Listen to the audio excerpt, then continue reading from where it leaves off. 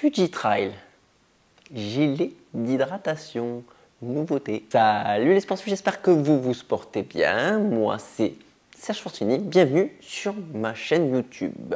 Et sur cette chaîne, qu'il fasse beau, qu'il fasse gris, qu'il fasse chaud, qu'il fasse froid, le sport doit être là.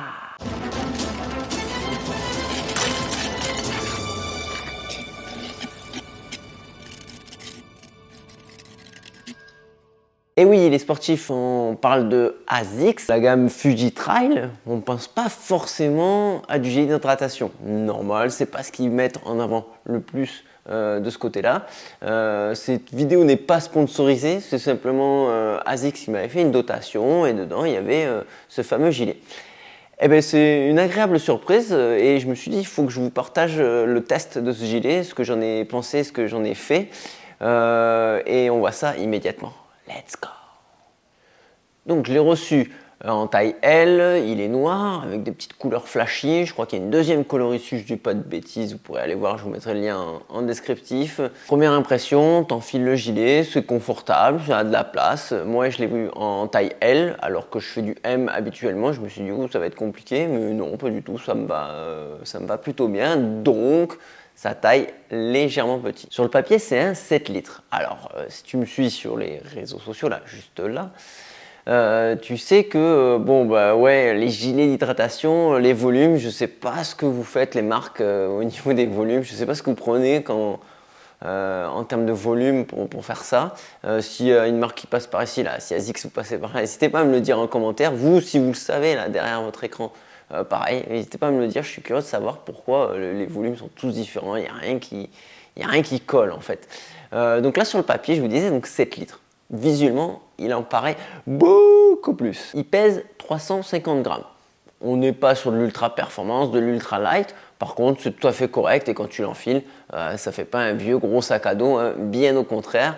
Tu le sens quasiment pas quand tu mets rien dedans, c'est comme si tu n'avais rien, hein, comme si tu avais un petit gilet. Il est fourni avec 2 flasques version Anaconda.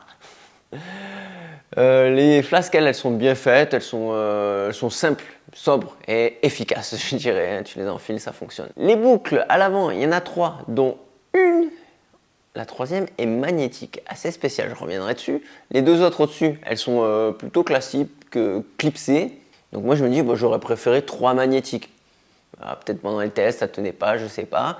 Pourquoi 3? La troisième, elle va permettre de faire tout le tour du sac et va venir en fait limiter les secousses, limiter les vibrations.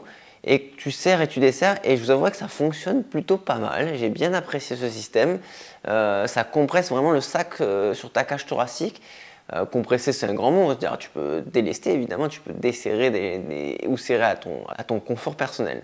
Ce système, ça s'appelle Tatsuki System. Je ne sais pas si je prononce correctement, mais en tout cas, ça a le mérite d'être très très bien.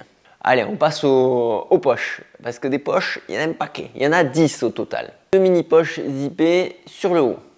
2 pour les flasques, 2 par-dessus en type filet, donc tu pourras recharger tant que tu veux et avec un petit élastique, donc les choses ne sortent pas quand tu les mets. 2 zippés sur les côtés, donc je dirais au niveau des côtes pour nous messieurs.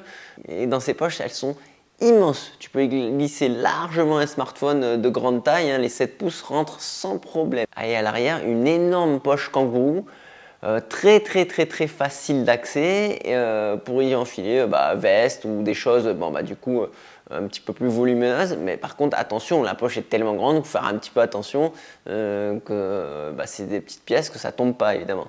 Je passe à l'arrière. Contre le dos, la poche ouverte pour pouvoir y mettre une poche à eau. Avec des petits scratchs qui reviennent dessus, ça te permet d'accrocher correctement. Par-dessus, une grande poche zippée, elle.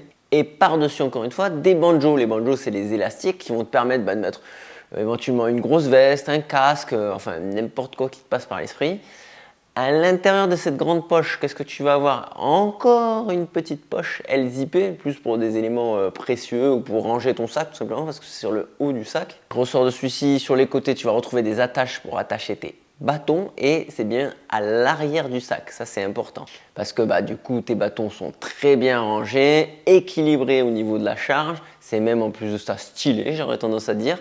Donc très pratique pour le côté randonnée, snowboard, ski de rando.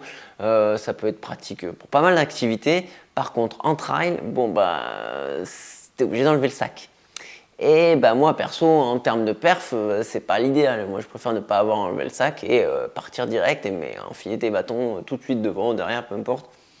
Donc voilà, c'est stylé, c'est bien équilibré, mais ça a un désavantage que c'est pas pratique quand on cherche la perf. Les sportifs en action, qu'est-ce que ça donne ce sac?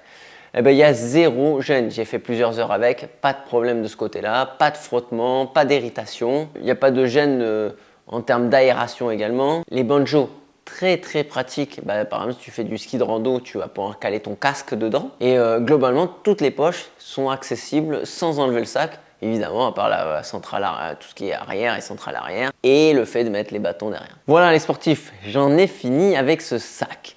Qu'est-ce qu'il en est? La conclusion, moi je l'ai trouvé très très bien pour du multisport. Quel que soit votre niveau, il va être intéressant et surtout tu vas pouvoir l'utiliser pour plein de choses, pas seulement pour aller faire du trail. Et ça, je trouve ça super cool. Parce que aujourd'hui, on fait tous un petit peu tout et n'importe quoi, autant du vélo, du ski que de la course à pied. Ce sac, il va répondre à toutes ces demandes parce qu'avec un volume largement au-dessus de 7 litres, tu vas pouvoir y caler beaucoup de choses. Tu vas pouvoir y mettre autant des poches d'eau que les flasques, enfin beaucoup de solutions, aucune gêne, bien pensé, bien réfléchi. Et moi, je me dis, vivement qu'ASICS nous pondent toute une gamme complète avec plein de volumes, plein de modèles différents et peut-être une gamme performance pour le coup, parce qu'il y a vraiment de très bonnes idées dans ce gilet. Voilà pourquoi j'ai voulu vous partager tout ça. Si tu as des questions, ça se passe en commentaire.